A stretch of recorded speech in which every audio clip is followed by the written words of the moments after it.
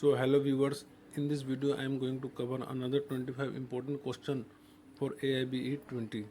So without wasting our time, let's move to the first question. So our first question is,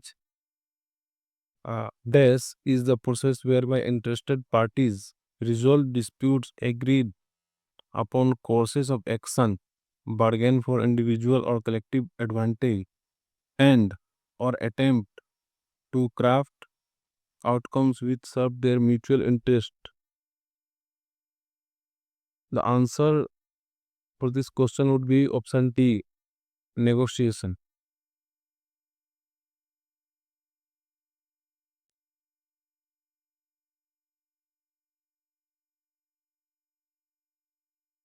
Moving to our next question.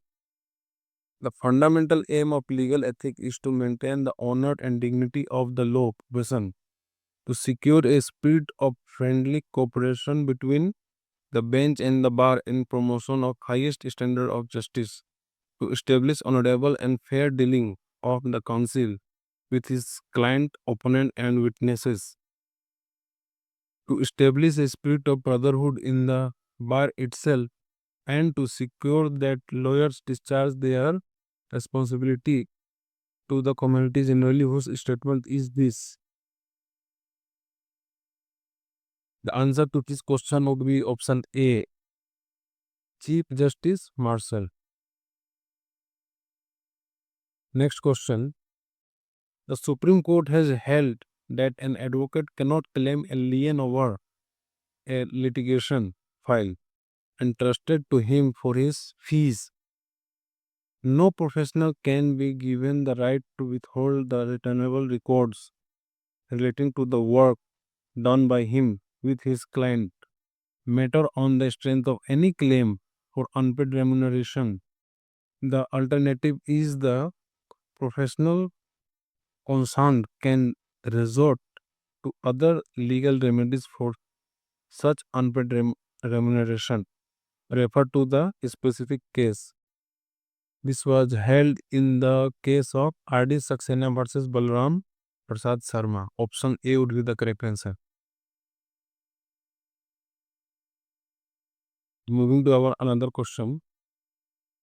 Duty of an advocate towards his client is detailed out in which rule of Bar Council of India? Answer to this question would be option B, 11 to 33. Next question. Which section under the Advocates Act 1961 deals with disqualification as to enrollment? Answer to this question would be option D, section 24A.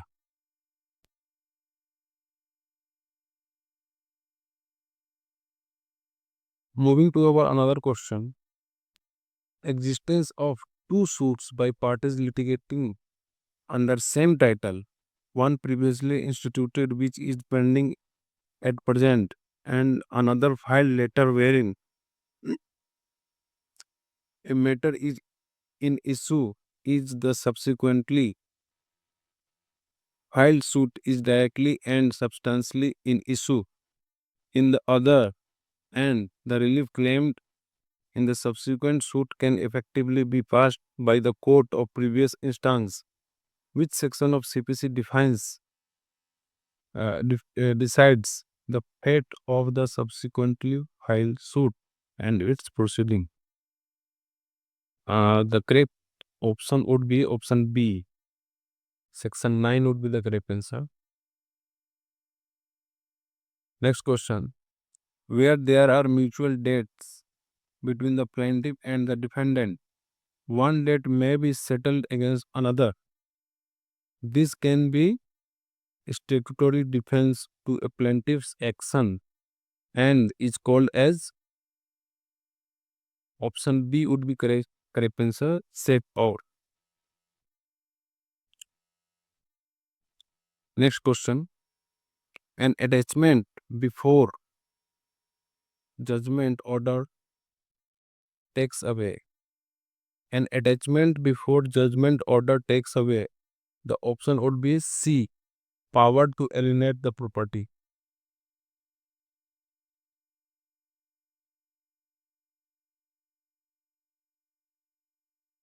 Next question. The three pillars on which foundation of every order of injunction rest.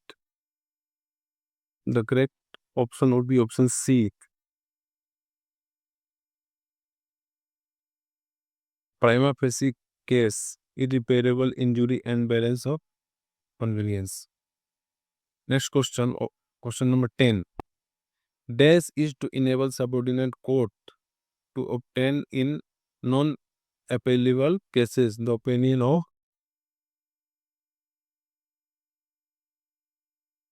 High Court in the absence of a question of law and thereby avoid the commission of an error which could not be remedied later on. The answer would be option B, reference. Next question. Who decides as to which of the several modes she will execute the decree? Option would be, the correct option would be option D, decree holder. Where a party to a suit requires information as to facts from the opposite party, he may administer to his adversary a series of questions. It is called as interrogatories. Option C would be the correct answer. Next question. Base is a suit filed by or against one or more person on behalf of themselves and others having the same interest in the suit. Correct option would be option B, representative suit.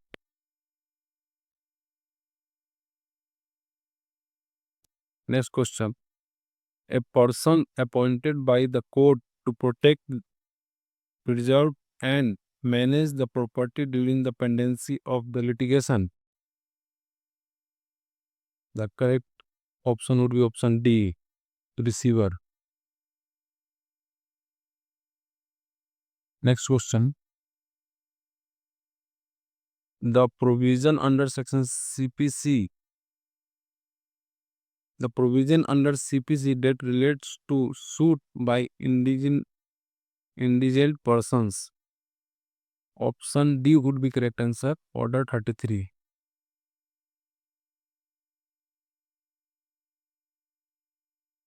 Next question.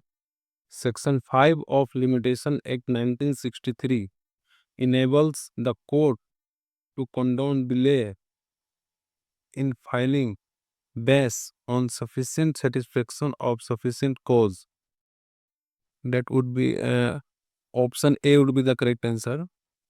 Appeal or application. Next question. Limitation period prescribed in filing a suit by a mortgagor to recover possession of immovable property mortgage. Option D would be correct answer. 30 years. Next question. Which are the provisions under the Indian Evidence Act 1872 that deals with relevancy of opinion of experts? The correct option would be option C. Section 45 and 46. Next question. The contents of documents may be proved either by primary evidence or secondary evidence. Option A will be the correct answer.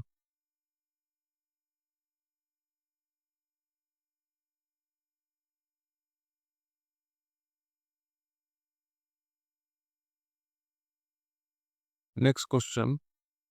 Oral accounts of the contents of a document given by some person who has himself seen it is. Correct option is option D, secondary evidence. Next question. The DNA test cannot rebut the conclusive presumption envisaged under Section 12 of the Indian Evidence Act. The parties can avoid the rigor of such conclusive presumption only by proving non-access, which is a negative proof. It was held in which case? The case was Sheikh Faruquddin versus Sheikh Muhammad Hassan. AIR 2006 April 48. Option A is the correct answer.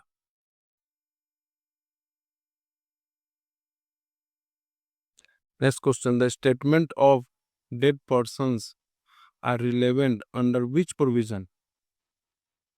Section 34 subclause 4. Option C is correct answer. Next question. Witnesses are the eyes and ears of justice. Whose statement is this? The correct option is option B, Bentham. Next question. An accomplice is unworthy of credit unless he is corroborated in material particulars is a option A is the correct answer. Presumption of fact.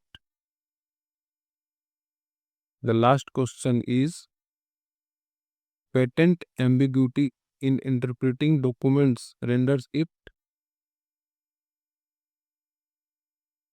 option D is the correct answer. None of the above.